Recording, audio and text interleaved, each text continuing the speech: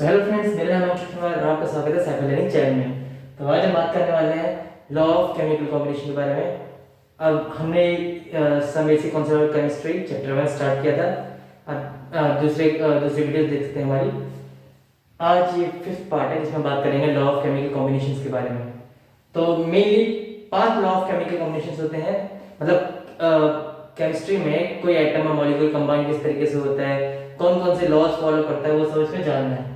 तो सबसे पहले हमारा law of conservation of mass, second law of definite proportion, third law of multiple proportion, fourth gale effect, law of gaseous volumes और fifth Avogadro law.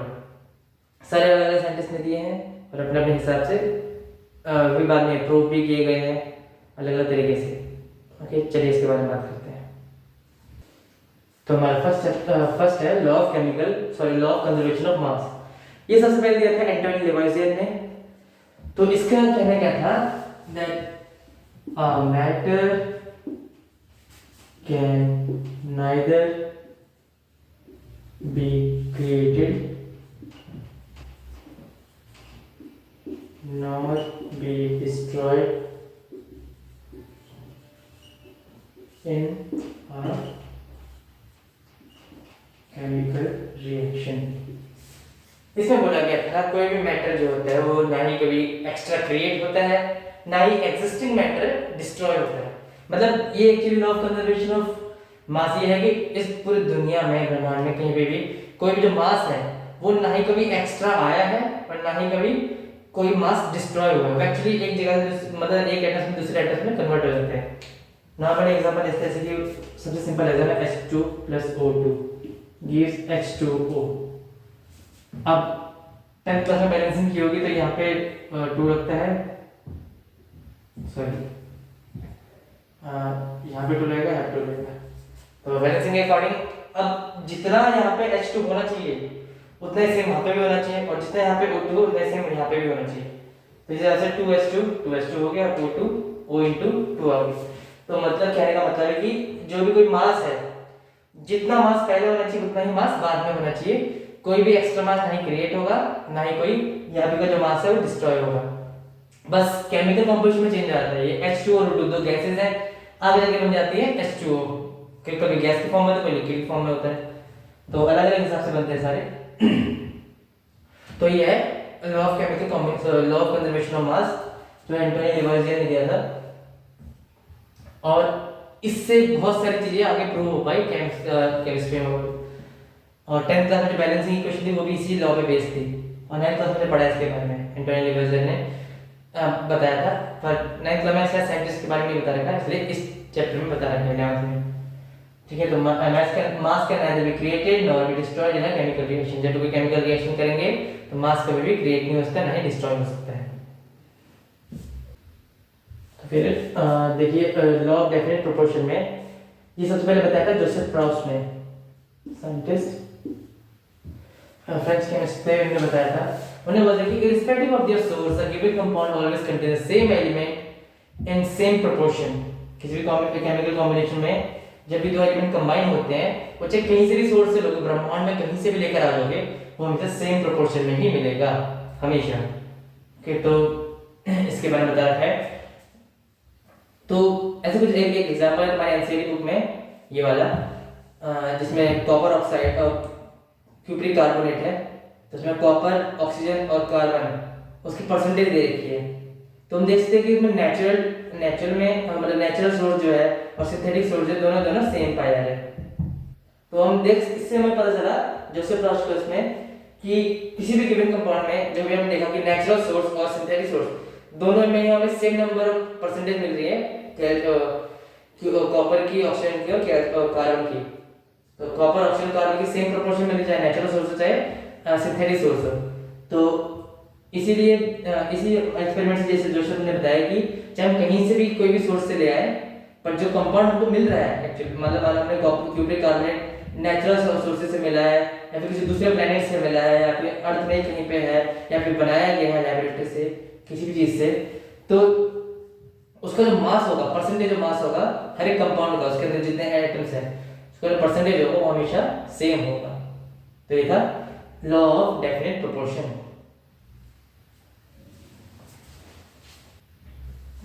तो देखो law of multiple proportion ये दिया था डाल्टन ने। अब जब जोसेफ प्रॉस ने डेफिनेट प्रोपोर्शन का एग्जांपल दिया था तो इस बार डाल्टन ने बताया कि ये ऐसी सिंपल रेशियो वाली चीज और किसी में भी हो सकती है। मतलब डाल्टन ने ये बताया कि अगर दो एलिमेंट, आप मान लो कोई भी दो एलिमेंट है एटम्स, वो कंबाइन हो रहे हैं और कंबाइन हो गए वही दो एलिमेंट दो अलग अलग तरह के कंपाउंड बना रहे हैं। जैसे कि तुम्हारे बुक में जो एग्जांपल दे रखा है H2O2 का दे रखा है, तो H2O2 और H2O का तो दोनों में हाइड्रोजन ऑक्सीजन ही है, तो H2O2 और H2O का बना रहा है। तो अगर दो एलिमेंट कंबाइन होते हैं जो दो से ज्यादा कंपाउंड बना सकें, तो जो एक का मास है जो कि दूसरे के फिक्स मास से रिएक्ट कर रहा है वो हमेशा प्रोपोर्शन में होंगे। ठीक है, तो देख सकते हैं कि जैसे इसमें बता रखा है कि अगर हम हाइड्रोजन लेंगे और ऑक्सीजन, उसमें मोल बैलेंस नहीं कर रहे, नॉर्मली बता रहे हैं कि अगर हम दो हाइड्रोजन लेंगे और एक ऑक्सीजन लेंगे तो H2O बनेगा वाटर, तो H2 लेंगे तो ये 2 ग्राम का हो जाएगा, ऑक्सीजन लेंगे तो 16 ग्राम का हो जाएगा, क्योंकि हम एक ऑक्सीजन एटम लेते हैं तो एक ऑक्सीजन एटम 16 ग्राम का होता है। नॉर्मली अगर हम कोई केमिकल कॉम्बिनेशन करते हैं तो उसको O2 करके लिखते हैं, पर इसमें हम नॉर्मली लिख रहे हैं, बता रहे हैं। तो 2 ग्राम और 16 ग्राम मिलके आ जाएगा 18 ग्राम, 18 ग्राम को वाटर मिलेगा। ओके, पर यही सेम चीज हाइड्रोजन और ऑक्सीजन, हाइड्रोजन प्लस ऑक्सीजन, अब यहाँ पे हम हाइड्रोजन भी 2 ले रहे हैं और ऑक्सीजन भी 2 ले रहे हैं, तो 32 हो जाएगा। तो ये बनेगा हाइड्रोजन पर ऑक्साइड, इसका हम नॉर्मली H2O2 करके लिखते हैं, 2H 2O, तो इसका जो होता है वो होता है 32 ग्राम, सॉरी 34 ग्राम। ओके, तो ये कंपाउंड मेनली बन रहे हैं हमारे इस तरीके से। अब हम देखते हैं यहाँ पर हाइड्रोजन दोनों तरफ फिक्स्ड है। ठीक है, दोनों तरफ हाइड्रोजन फिक्स्ड है, तो क्या करेंगे देखते हैं। ये फिक्स्ड तो हमने देखेंगे इन दोनों को, दोनों ऑक्सीजन को। तो जैसे कि पहला वाला मानते हैं O1, O1 और दूसरा वाला मान लेते हैं O2। तो अगर हम या फिर O डैश, तो अगर हम O और O डैश का रेशियो लें तो हमारा मिलेगा 16:32, जो कि होता है 1:2। तो जो ये दोनों ऑक्सीजन है तो ये 1:2 की फॉर्म में आ गए हैं। सिंपलेस्ट फॉर्म अगर करें तो 1:2 की फॉर्म में आते हैं। और O डैश, अगर वाटर में ऑक्सीजन जो हाइड्रोजन से रिएक्ट कर रहा है और हाइड्रोजन पेरोक्साइड का ऑक्सीजन जो हाइड्रोजन से रिएक्ट कर रहा है तो 1:2 रेशियो में आते हैं। तो ये डाल्टन ने बोलता है कि दो एलिमेंट अगर कंबाइन करके दो अलग अलग कंपाउंड बना रहे हैं तो उस एलिमेंट का मास इसका जो कि एक फिक्स्ड मास से रिएक्ट कर रहा है 2 ग्राम हाइड्रोजन से, उन दोनों का मास हमेशा एक सिंपल रेशियोज में होगा, simple ratio of whole numbers. तो ये फिर से रिकॉल कर लेते हैं। If two elements can combine to form more than two compounds, the mass of the element which combine with the fixed mass of other element are always in a simple ratio of whole numbers. Okay? तो ये है Dalton का law of multiple proportion. और Dalton की theory भी है, postulates. अब अगला करेंगे लॉ ऑफ गैसेस वॉल्यूम्स। हम बात करते हैं लॉ ऑफ गैसेस वॉल्यूम्स के बारे में, जो कि दिया था जे लिस्टैक ने, हमारी बुक में लिखा है। देखो हमारी बुक में इस तरह लिखा है Gay Lussac's law of gaseous volumes. Okay, तो अब इसमें क्या बोला गया, व्हेन गैसेस कंबाइन और produce in a chemical reaction they do so in a simple ratio by volumes provided that all gases are at the same temperature and pressure. Okay, इसका मतलब क्या है, मान लो तो इसमें बोला गया कि कोई भी कंपाउंड, कोई भी गैस जो रिएक्ट करती हैं कुछ और चीज बनाने के लिए, वो हमेशा ये सिंपल रेशियो में ही करती हैं। जैसे कि अगर हम H2 और O2 के लेंगे, हमारा बनेगा H2O, मतलब हाइड्रोजन ऑक्सीजन मिला के वाटर बनेगा। तो अगर हम हाइड्रोजन 100 ml लें तो ये रिएक्ट करेगा 50 ml ऑफ हाइड्रोजन और ऑक्सीजन से, तब जाकर हमको मिलेगा 100 ml ऑफ H2O। अब ये इतने से ही रिएक्ट करेगा। अगर ये इससे कम हो गया तो थोड़ा हाइड्रोजन बच जाएगा, अगर ये इससे ज्यादा हो गया तो थोड़ा हाइड्रोजन मतलब नहीं बचेगा, हार्डनिंग की जरूरत और पड़ेगी और वाटर इतना नहीं निकल पाएगा। तो ये फिक्स है ये सब चीजें कि 100 ml का H2O 50 ml के O2 से ही रिएक्ट करता है और H2O बनाता है। ओके, तो 100 ml 50 ml। अब अगर हम इसको रेशियो में करके देखें H रेशियो को, तो ये बनेगा 100/50, जो कि होता है 2:1। तो 2:1 सिंपल होल नंबर के रेशियो में ये कन्वर्ट होते हैं, मतलब सिंपल होल नंबर्स में ही कंबाइन करते हैं, ये नॉर्मली वैसे कंबाइन नहीं करते। ठीक है, तो गेस एंड लॉग केसेस में यही बताया गया है कि जो भी गैसेस कंबाइन होंगे वो हमेशा सिंपल रेशियोज में उनका वॉल्यूम जो कंबाइन होगा।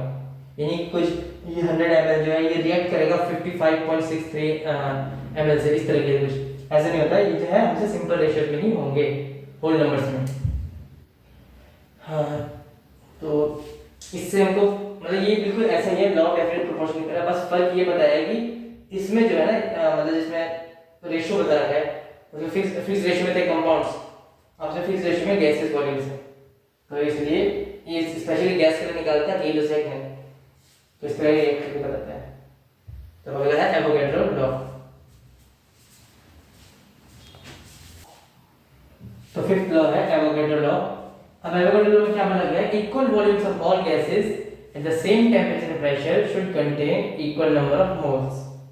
मतलब बोला है कि जो मतलब कोई भी गैसेस होगी अगर उनका वॉल्यूम इक्वल है तो उन दोनों गैसेस में जो नंबर ऑफ मोल्स होंगे वो भी इक्वल होंगे।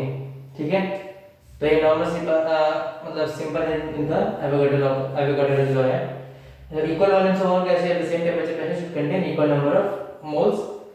तो ये एक तरह से सिर्फ नॉर्मल एटम्स में काम नहीं आता, ये पॉलीएटॉमिक आयंस में भी काम आता है। मतलब आयंस में भी काम आता है।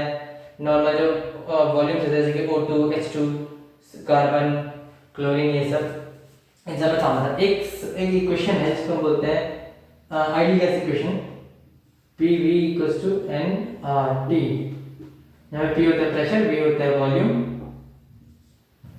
N होता है नंबर ऑफ मोल्स, R होता है यूनिवर्सल गैस कांस्टेंट और T होता है टेंपरेचर। अब एक तरह से देखिए अगर टेंपरेचर और प्रेशर सेम है तो उसको हम लिखते हैं P, अगर दो वॉल्यूम्स होंगे PV1 = N1 क्योंकि नंबर ऑफ मोल्स है, RT क्योंकि R तो कांस्टेंट होता है तो P और T भी इक्वल है, और दूसरे के लिए PV2 = N2 RT, इस तरीके से। तो हम देख सकते हैं अगर हम इसका रेशियो करें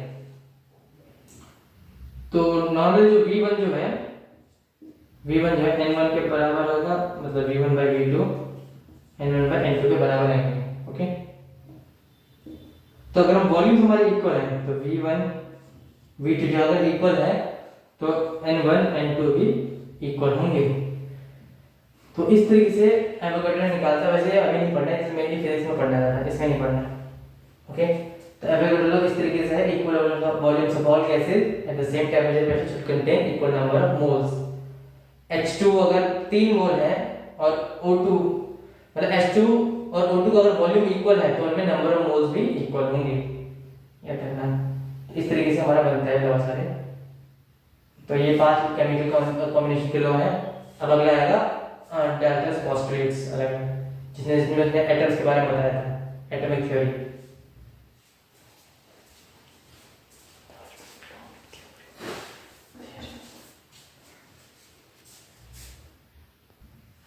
तो अगला हमारा है डाल्टन्स एटॉमिक थ्योरी। मतलब डाल्टन जो था, जॉन डाल्टन, उसने अपनी थ्योरी दी थी एटम पे। तो उसने बताया था कि एटम होता क्या चीज है, कैसे होता है एटम, क्योंकि एटम एक ऐसी चीज है जो कोई भी केमिकल रिएक्शन का बेसिस है। मतलब समझ सकते हैं एक तरह से केमिस्ट्री का बेसिस है। जब तक हमें एटम की जानकारी नहीं होगी तो ये कैसे रिएक्ट करता है, किससे रिएक्ट करता है, कैसे रिएक्ट कर पाएगा, सिंबल नहीं बना पाते, सब ये चीज की जानकारी नहीं हो पाएगी। थोड़ा हमने 9th क्लास में भी देखा था कि डाल्टन से कुछ पोस्टुलेट्स थे, वही सेम यहाँ पे भी है। सबसे पहली बात, एटम क्या होता है। एटम एक शब्द है, ये आया है ग्रीक से। ग्रीक में एटम, ग्रीक का वर्ड है एटोमियो। तो एटोमियो का मतलब होता है इनडिविजिबल। इनडिविजिबल मतलब उसे अब आगे नहीं तोड़ा जा सकता। तो डाल्टन ने भी यही कहा था कि जो मैटर है वो जो है इनडिविजिबल एटम से बना होता है। मतलब अगर मैटर को तोड़े और तोड़ते हैं तो जाके वो टूट के एकदम छोटे से एटम बनते हैं। मतलब तोड़ते रहेंगे तो आखिर में वो एक इनडिविजिबल पार्टिकल बन जाएगा, जिसको उसने नाम दिया एटम। ठीक है। एटम इंडिविजिबल होता है, उसके आगे उसको नहीं तोड़ा जा सकता, तो उसको एटम नाम दिया। तो मैटर जो होते हैं बहुत सारे एटम से बने होते हैं, ठीक है। तो इनसे पहले बहुत सारे इंडियन फिलोसफर ने भी ये सब बताया था।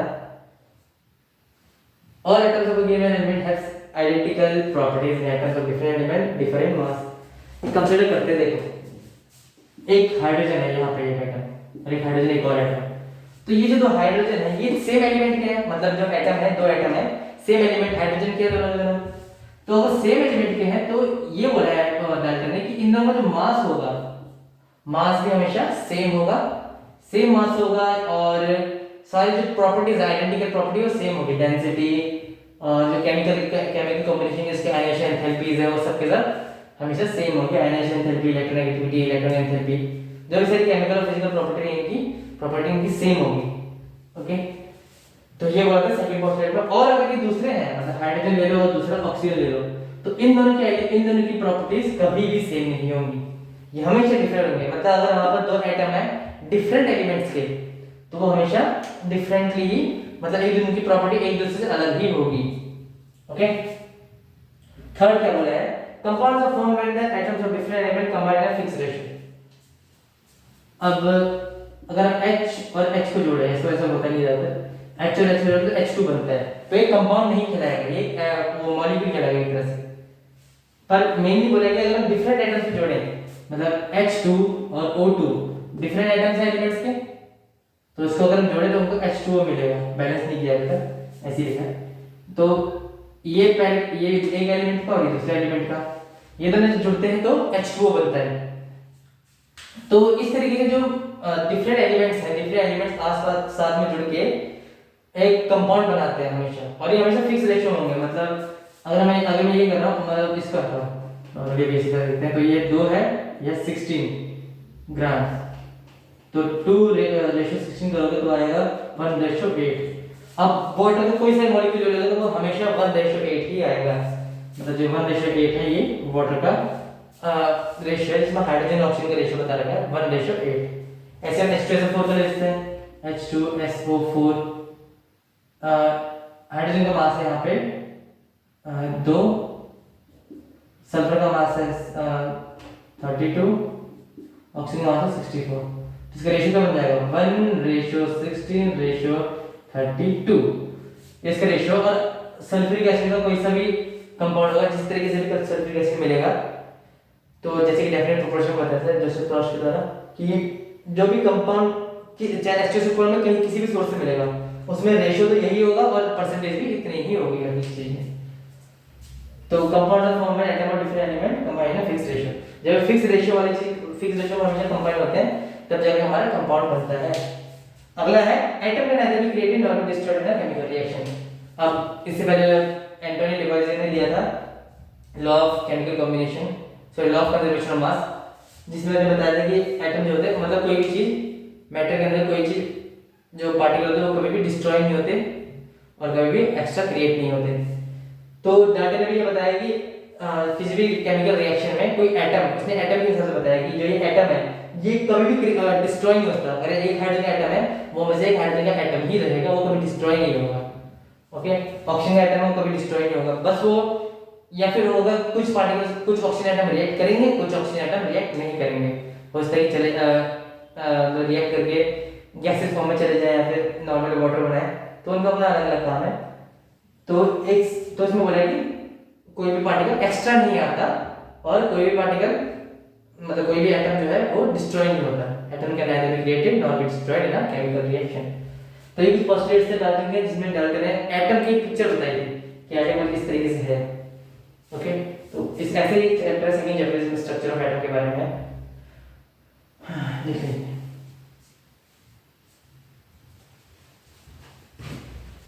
तो आज के लिए बस इतना ही, उम्मीद करता हूँ आपको पसंद आएगा।